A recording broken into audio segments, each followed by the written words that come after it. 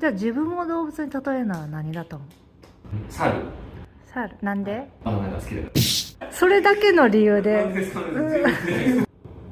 ダですか、ラクダ。なんで？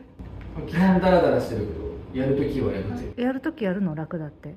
だってやってるじゃないですか。めちゃめちゃ砂漠の中ひたすら歩き続けて。だらだら歩いてんじゃないのあれ。だから3日働いて3日休むみたいな生活なんで、多分やつらは。そんなの決めつけじゃないの？いつも私に言うじゃん、シンク。決めつけちゃいけないで。そんな、ラクダをそんな風に決めつけちゃいけないと思うけど。ラクダの気持ちわからんでしょ。わかりますよ。友達いるんで、ラクダ。